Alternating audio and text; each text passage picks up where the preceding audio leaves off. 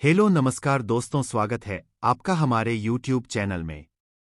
दोस्तों, बहुत से लोग इस समस्या को लेकर के बड़े दुखी रहते हैं कि उनके घर कई बेटियों ने जन्म लिया है, पर उनके घर का बारिश उनके यहाँ बेटे का जन्म नहीं हुआ और वह बहुत परेशान और चिंतित रहते हैं। तो आज हम इस वीडियो में बताने जा रहे हैं कुछ घरेलू उपाय जिससे आप पुत्र प्राप्ति कर सकते हैं। वह कौन सा मंत्र है जिसका जाप करने से, और वह कौन से नियम है जिन नियमों का पालन करने से माता को भगवान की कृपा से पुत्र की प्राप्ति होती है। बने रहे पूरी वीडियो में। आज के समय में बेटियां भी बेटों से कम नहीं होती है।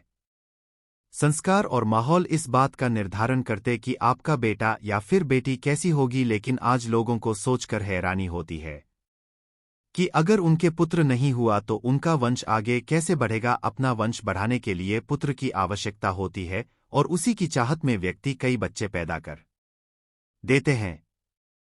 उन लोगों का मानना यह है कि 3 बच्चे के बाद मां की कोख बदल जाती है और 3 बच्चों के बाद पुत्र की प्राप्ति होती है, और ऐसा माना जाता है कि 3 बच्चों के बाद चौथा पुत्र ही होगा। वैसे अब यह सोच धीरे धीरे बदलती जा रही है।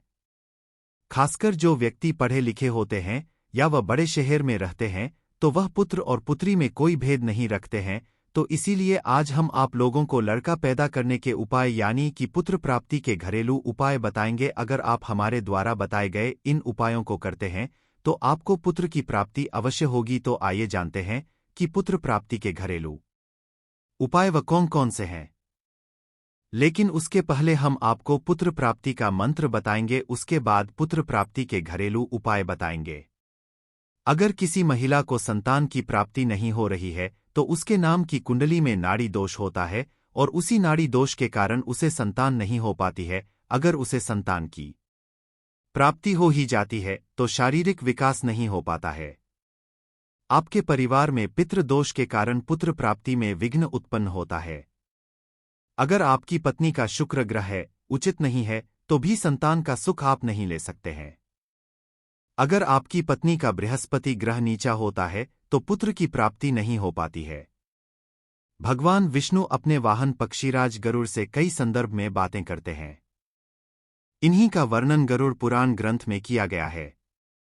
इसमें जन्म, मृत्यु, पुनर्जन्म, स्वर्ग, नरक के साथ ही ज्ञान, विज्ञान और नीति नियमों के बारे में भी बताया गया है। इसलिए इसे 18 महापुराणों में एक सर्वश्रेष्ठ ग्रंथ माना गया है।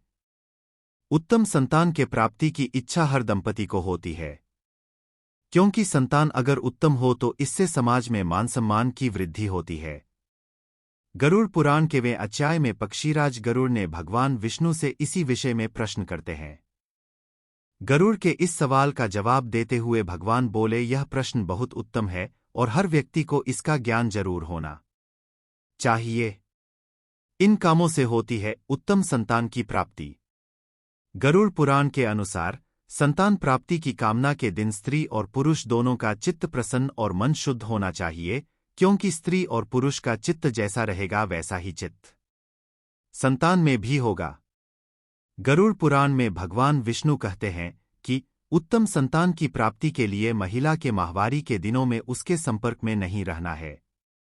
मान्यता है कि देवताओं द्वारा स्त्री को माहवारी का श्राप दिया गया था, इसलिए इस दौरान स्त्री की आभा को अशुद्ध माना जाता है। माहवारी के 5वें दिन महिला को स्नान कर शुद्ध होना जरूरी होता है। इसके बाद ही पुरुष महिला के साथ एक कमरे में निवास कर सकते हैं। हालांकि संतान प्राप्ति के लिए भी यह समय अनुकूल नहीं होता है। माहवारी के 7 दिन पश्चात महिला देवताओं और पितरों की पूजा करने योग्य मानी जाती है। इसलिए उत्तम चरित्र या चरित्रवान संतान के लिए 7वें दिन के बाद ही गर्भाधान के लिए प्रयास करें। उत्तम संतान प्राप्ति के लिए स्त्री और पुरुष को पहले स्नान कर अपने शरीर को स्वच्छ कर लेना चाहिए और साफ कपड़े पहनने चाहिए। साथ ही बिस्तर भी साफ सुथरा होना चाहिए। गरुड़ पुराण के अनुसार पुत्र प्राप्ति के उपाय। मान्यता है कि सम दिनों में गर्भाधान से पुत्र और विषम दिनों में गर्भाधान से पुत्री की प्राप्ति होती है।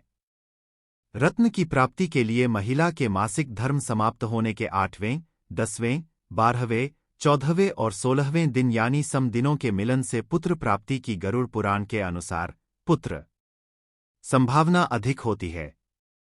वहीं पुत्री प्राप्ति के लिए मासिक धर्म के विषम दिन जैसे 9वां, 13वीं, 15वां और 17वां दिन बताए गए हैं। लेकिन मासिक धर्म के 18वें दिन बाद के मिलन से संतान प्राप्ति की संभावना बहुत कम होती है। पुत्र प्राप्ति के लिए मंत्र इच्छा रखती है उस महिला को प्रतिदिन स्नान आदि से संपन्न होकर महीने तक बिल्व फल चढ़ाकर पार्वती प्रियनंदनाय नमः। अगर आप पुत्र की प्राप्ति करना चाहते हैं तो जो महिला पुत्र प्राप्ति की इस मंत्र का 11 बार प्रतिदिन जाप करने से आपको संतान की प्राप्ति होगी। या मंत्र अत्यंत सरल है। अगर आप इस मंत्र का प्रयोग करते हैं तो आपको मनचाहा पुत्र मिल सकता है।